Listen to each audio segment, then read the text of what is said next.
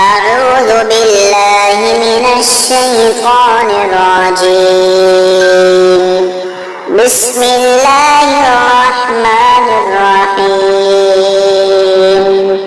يا بني إسرائيل اذكروا نعمتي التي أنعمت عليكم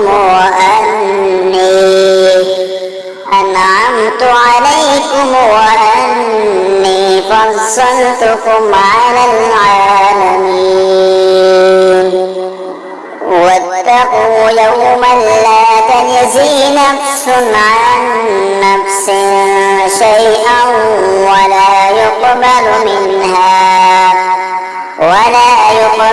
منها شفاعة ولا يؤخذ منها عدل ولا هم ينصرون. وإذ نجيناكم من آل فرعون يسومونكم سوء العذاب يذبحون أبناءكم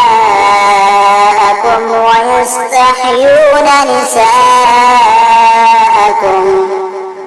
وفي ذلكم بلاء من ربكم عظيم.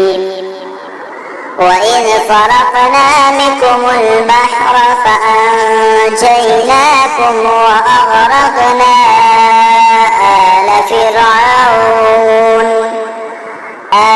فرعون وأنتم تنظرون. وإذ واعدنا موسى 40 ليلة ثم اتخذتم العجل من بعده وأنتم ظالمون. ثم عفونا عنكم من بعد ذلك لعلكم تشكرون. وإذ آتينا موسى الكتاب والفرقان لعلكم تهتدون. وإذ قال موسى لقومه يا قوم إنكم ظلمتم أنفسكم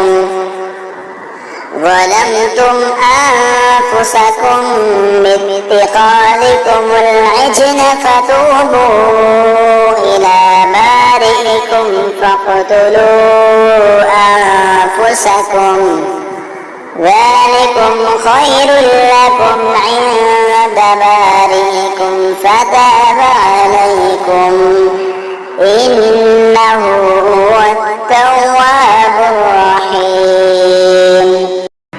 وإذ قلتم يا موسى لن نؤمن لك حتى نرى الله جهرة فأخذتكم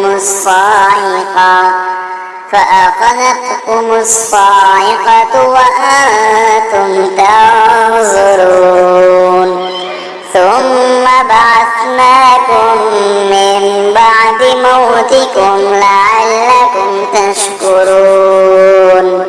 وظللنا عليكم الغمام وأنزلنا عليكم المن والسلوى كلوا من طيبات ما رزقناكم وما ظلمونا ولكن كانوا أنفسهم يظلمون.